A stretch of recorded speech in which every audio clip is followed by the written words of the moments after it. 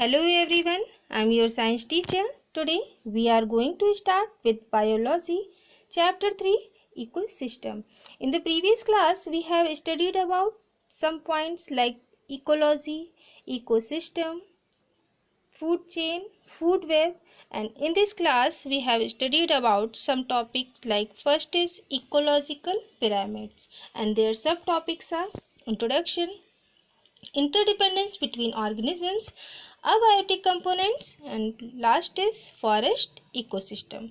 Now first is ecological pyramids. We know that in any ecosystem the number of organisms at each trophic level is usually more than the number of organisms at higher trophic level who eat them. Means ecological pyramid का मतलब क्या हुआ, यहाँ पर pyramid का मतलब हुआ कि अगर हम कह दें कि पिरामिड क्या है तो पिरामिड का जो डायग्राम होता है वो इस तरह से होता है। ठीक, तो इसके कहने का मतलब है जो इकोलॉजिकल पिरामिड होता है उसमें सबसे ज़्यादा संख्या लोअर ट्रैफिक लेवल की होती है, मीन्स प्रोड्यूसर की होती है। फिर प्रोड्यूसर को खाता है फर्स्ट प्राइमरी कंज्यूमर, प्राइमरी को खाएगा सेकेंडरी, सेकेंडरी को टर्सरी। तो धीरे धीरे क्या होती है, इनकी संख्या क्या हो जाती है, धीरे धीरे कम होती जाती है और लास्ट में जो डिकम्पोजर्स होते हैं उनकी संख्या सबसे कम होती है। ठीक है, तो यहाँ पर ये इकोलॉजिकल पिरामिड का मतलब ही हुआ कि ट्रॉफिक लेवल जैसे जैसे बढ़ता जाता है उनमें ऑर्गेनिजम्स की संख्या क्या हो जाती है, धीरे धीरे कम होती चली जाती है। An ecological pyramid is a graphical representation showing the relative number of organisms at each trophic level. It is also called the trophic pyramid. अब यहाँ पर हम ट्रॉफिक पिरामिड इसलिए कह रहे हैं क्योंकि यहाँ पर जो पिरामिड बन रहा है वो ट्रॉफिक लेवल को शो करता रहता है, यानी कि सबसे लोअर जो ट्रॉफिक लेवल होता है उसमें ऑर्गेनिजम्स की संख्या ज़्यादा होती है, जबकि सबसे अपर यानी कि सबसे ऊपर जो ट्रॉफिक लेवल होता है उसकी संख्या, उसमें ऑर्गेनिजम्स की संख्या क्या होती है, धीरे धीरे कम होती जाती है। तो इसलिए इसको हम दूसरा नाम भी दे सकते हैं trophic pyramid. It is usually upright as producers are always more in number than consumers at any trophic levels. The number of organisms at a higher trophic level is less than that a lower trophic level.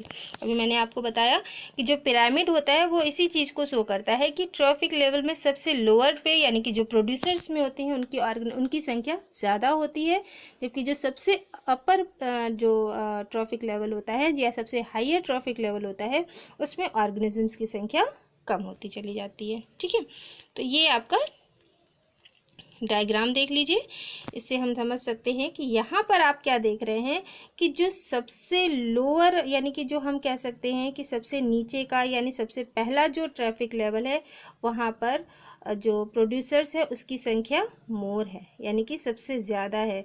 और सबसे higher अगर हम traffic level पे जाते हैं तो वहाँ पर हम क्या देखते हैं कि जो ऑर्गेनिजम्स हैं उनकी संख्या धीरे धीरे कम होती चली जाती है। यहाँ पर हम देख रहे हैं कि जो आपका प्रोड्यूसर्स है उनकी संख्या ज़्यादा है, फिर यहाँ पर संख्या कम हो रही है सेकेंड ट्रैफिक लेवल में, फिर आपका थर्ड ट्रैफिक लेवल्स में कम होती है।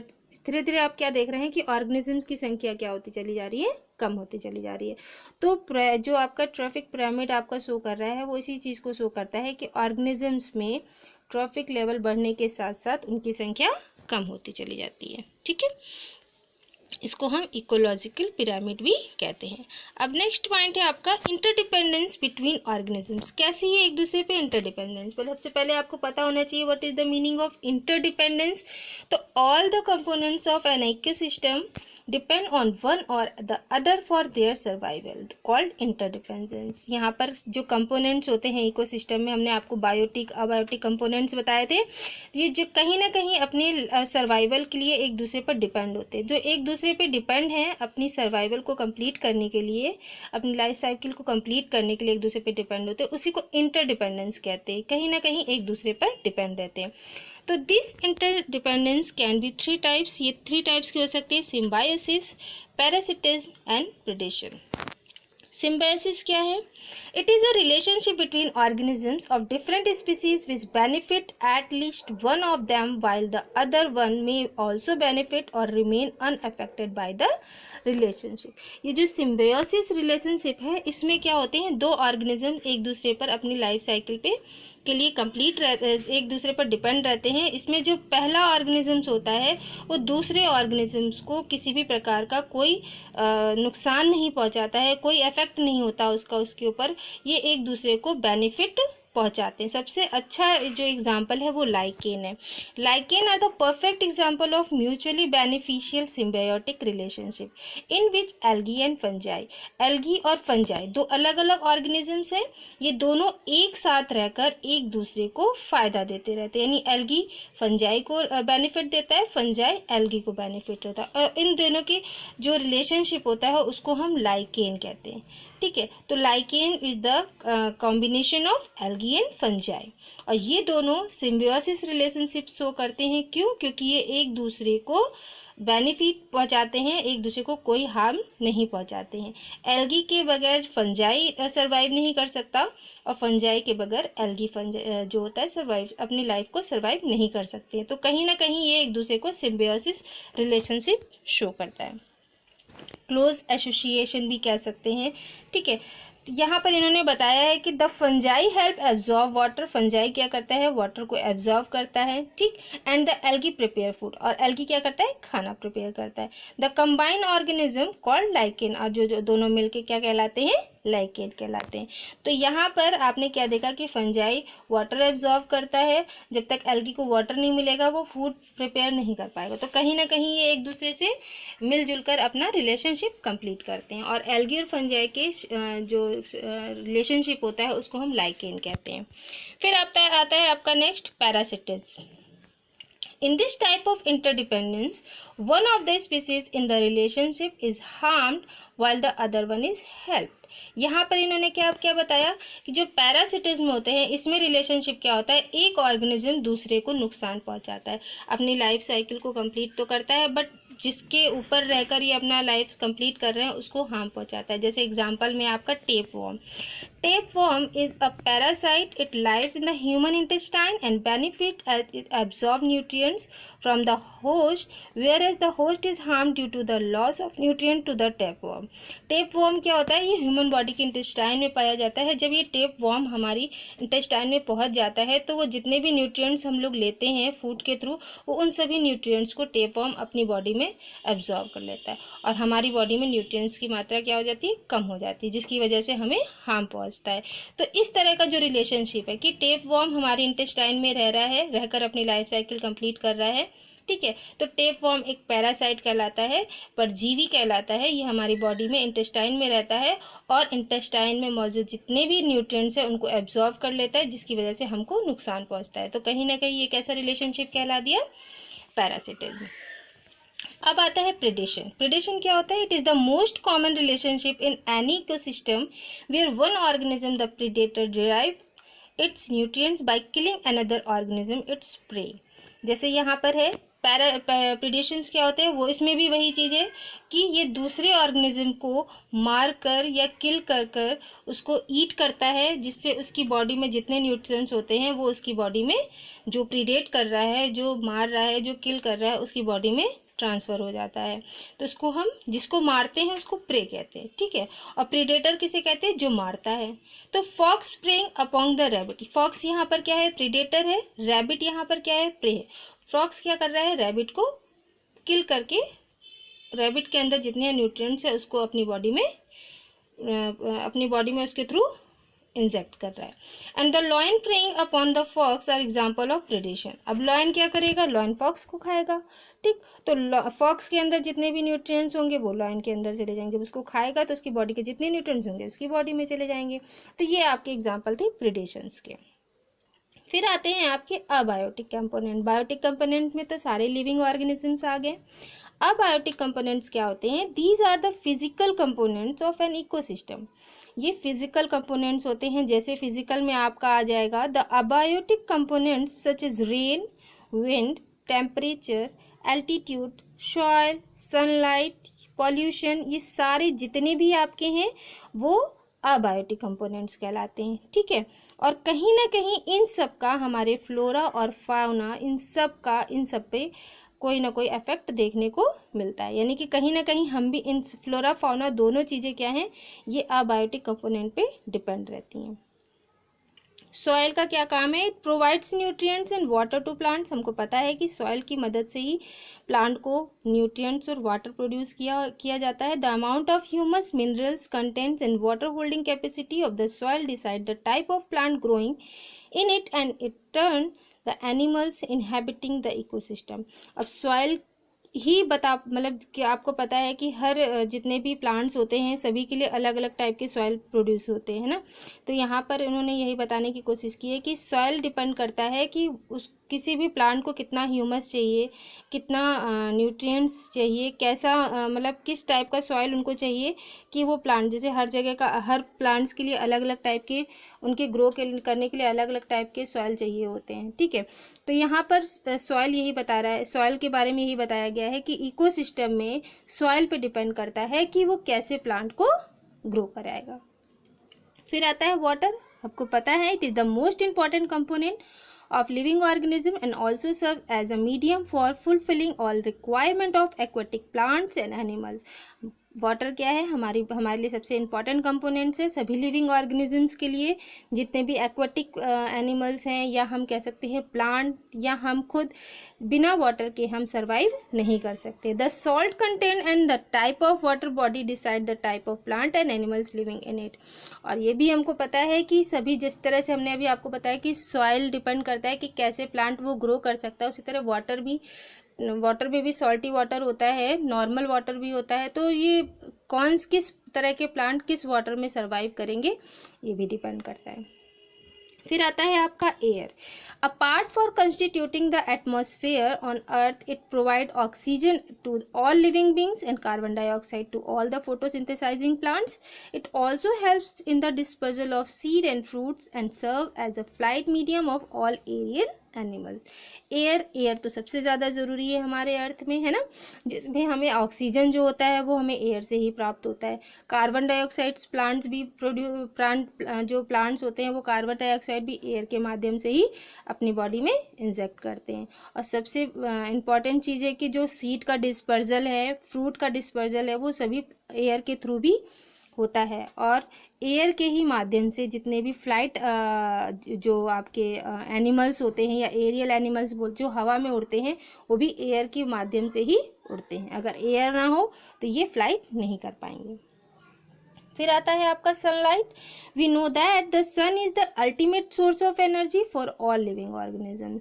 सबको पता है कि सभी लिविंग ऑर्गेनिजम्स के लिए सनलाइट बहुत ज़्यादा इंपॉर्टेंट होती है। The amount of intensity of sunlight determine the climate of any region and hence the plant and animals living there.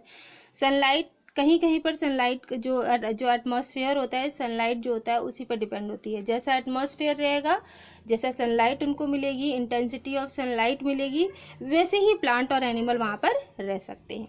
तो सनलाइट पे भी जो ऑर्गेनिजम्स होते हैं उन पर डिपेंडेंस होती है। फिर आता है आपका forest ecosystem. It is the natures most efficient ecosystem that has a wide diversity of flora and fauna. Flora and fauna क्या होता है? फ्लोरा जो होता है वो आपके जितने भी प्लांट्स होते हैं वो इसी कैटेगरी में आते हैं, जो फाउनाज होते हैं, जो सारे एनिमल्स इस कैटेगरी में आते हैं। तो जो हमारा फॉरेस्ट इकोसिस्टम, हमको पता है हमारे फॉरेस्ट में एनिमल्स भी होते हैं और प्लांट्स भी होते हैं। तो जितना भी फॉरेस्ट इकोसिस्टम है वो फ्लोरा और फाउना के कॉम्बिनेशन से तैयार होता है। Forests are characterized by the presence of large number of trees, and the flora and fauna of a forest ecosystem depend upon the climate. अब कहाँ का फॉरेस्ट, किस क्लाइमेट का फॉरेस्ट कहाँ का कैसा है, उसी जिस क्लाइमेट पे प्लांट और एनिमल सर्वाइव कर सकते हैं उसी टाइप के प्लांट और एनिमल उस फॉरेस्ट में रहते हैं। ठीक है, तो ये डिपेंड करता है कि कैसा क्लाइमेट है वहाँ का। So depending on the climate and therefore on the flora and fauna there are 3 types of forest. यहाँ पे 3 तरह के फॉरेस्ट होते हैं। पहला है आपका tropical rain forest. These are forest located in the equatorial belt. ये किस एरिया में पाया जाता है? इक्वेटोरियल बेल्ट के वहाँ पर लोकेटेड होता है ये। दे हैव हैवी रेनफॉल, यहाँ पर बारिश भी बहुत ज़्यादा होती है, हॉट भी बहुत होता है और ह्यूमिड क्लाइमेट भी यहाँ पर होता है। जैसे एग्जांपल में अगर हम ले लें जो ट्रॉपिकल रेन फॉरेस्ट में आते हैं आपके Congo basin and north east Himalayas, ये आपके आते हैं ट्रॉपिकल रेन फॉरेस्ट के अंदर। अब यहाँ का फ्लोरा कैसा होता है? The climatic condition support very dense vegetation, यहाँ पर जो क्लाइमेट ऐसा है कि यहाँ पर जो वेजिटेशन होता है बहुत घना होता है, बहुत ज़्यादा पेड़ पौधे पाए जाते हैं, which is present in 3 to 4 layers. अब यहाँ पर जो फ्लोरा है वो 4 लेयर्स में पाई जाती है। सबसे पहला आपका टॉप लेयर जिसको हम इमरजेंट लेयर कहते हैं, वेरी टॉल ट्रीज, यानी जो इमरजेंट लेयर होती है वो सबसे जो टॉप जो सबसे लंबे पेड़ प्लांट सबसे लंबे पेड़ होते हैं वहाँ उसकी जो लेयर होती है सबसे ऊपर की, उसको इमरजेंट लेयर कहते हैं। सेकेंड लेयर इसको कैनोपी लेयर भी कहते हैं, that is the densest one, ये भी घना होता है। That's form the canopy with epiphytes like orchids growing on tree branches, जो ऑर्किड्स के प्लांट्स होते हैं उनकी जो ब्रांचेस होती हैं उसमें ये लेयर पाई जाती है, कैनोपी लेयर पाई जाती है। थर्ड लेयर क्या है? Understory layer includes shrubs and woody vines, यहाँ पर श्रब्स जितने भी श्रब्स होते हैं यानी कि ट्रीज से जो प्लांट छोटे होते हैं उनको श्रब्स कहते हैं, और उनकी जो लेयर होती है उसको थर्ड लेयर कहते हैं। जैसे आप देख सकते हैं डायग्राम में, इस फिगर में आपको दिखाई दे रहे हैं लेयर्स। सबसे नीचे की जो सबसे ऊपर की जो लेयर जो टॉल ट्रीज होती है, सबसे लंबे ट्री, ये देख रहे हैं सबसे लंबा ट्री, तो उसकी जो लेयर होती है उसको इमरजेंट लेयर कहते हैं, ठीक है। और इमरजेंट लेयर के नीचे जो प्लांट्स होते हैं उनको हम ऑर्किड कहते हैं और उसकी लेयर कहलाती है कैनोपी लेयर, ठीक। कैनोपी लेयर के नीचे फिर इसके नीचे आते हैं आपके श्रब्स जिसको हम अंडर स्टोरी लेयर भी कहते हैं और ये यंग ट्रीज भी कहलाते हैं, ठीक है। तो ये आपके अंडर स्टोरी लेयर कहलाती है, ये आपका थर्ड वाला हो जाएगा, थर्ड लेयर कहलाएगी। और सबसे नीचे की ये जो लेयर होती है इसको हम ग्राउंड लेयर या फॉरेस्ट फ्लोर भी कहते हैं, ये फोर्थ लेयर होती है, ठीक है। Receiving the least amount of sunlight in the leaf little zone, यहाँ पर सनलाइट बहुत कम मात्रा में, भाई जो सबसे हाइट पे होंगी उनको सनलाइट ज़्यादा मिलेगी, जो सबसे नीचे लेयर पे होंगे उनको लाइट कम मिले। तो सबसे लोएस्ट जो सनलाइट एब्जॉर्ब करता है वो लोअर जोन है एब्जॉर्ब करता है। It is reach in decomposers like fungi, जो आपका लीफ लिटिल जोन है, जो आपका फोर्थ ग्राउंड लेयर जोन है, वहाँ पर डिकम्पोजर्स जो होते हैं वो ज़्यादा मात्रा में पाए जाते हैं। The high heat and humidity cause fast decomposition of dead plants and animals, ज़्यादा हीट ह्यूमिडिटी मिलेगी तो डिकम्पोजिशन ज़्यादा करेंगे डिकम्पोजर्स, है ना। These forests are rich in trees like rubber, bamboos, mahogany and rosewood, ठीक। यहाँ पर जो आपका रेन फॉरेस्ट है, इस फॉरेस्ट में आपके कौन कौन से प्लांट आ जाएंगे? रबर के आ जाएंगे, बैम्बूज, महोगनी एंड रोजवुड, ये सारे प्लांट इसी फॉरेस्ट के अंदर पाए जाते हैं। फाउनास की बात करें, the forest floor has animals like, अब यहाँ पर जो इस फॉरेस्ट में जो रेन फॉरेस्ट आपका फॉरेस्ट है उसमें कौन कौन से फाउनास देखने को मिलते हैं? Gorilla, amphibians, reptiles, insect, snails. The understory layer, जो आपके सबसे लोअर अंडर स्टोरी लेयर था, उसमें कौन कौन से मिलेंगे आपको? Faunas, reptiles, predators like leopards, amphibians like poison dart frog, ये सारे आपके कहाँ मिलेंगे? अंडर स्टोरी लेयर में मिलेंगे। ये फाउनास है। कैनोपी में आपके कौन कौन से जो फाउनास देखने को मिलेंगे? तो आपके बर्ड्स हैं जैसे ग्रे पैरट, स्कारलेट मकाओ, ये सारे कहाँ मिलेंगे? आपके कैनोपी लेयर पे देखने को मिलेंगे। सबसे इमरजेंट लेयर में जो सबसे ऊपर का जो इमरजेंट लेयर होता है उसमें कौन कौन से एनिमल्स आपको देखने को मिलेंगे? क्राउन्ड ईगल देखने को मिलेगा, फ्लाइंग फॉक्स देखने को मिलेंगे, है ना। तो ये किस लेयर पे आपको कौन कौन से फाउनास देखने को मिलते हैं वो सारी चीज़ें बताई गई हैं।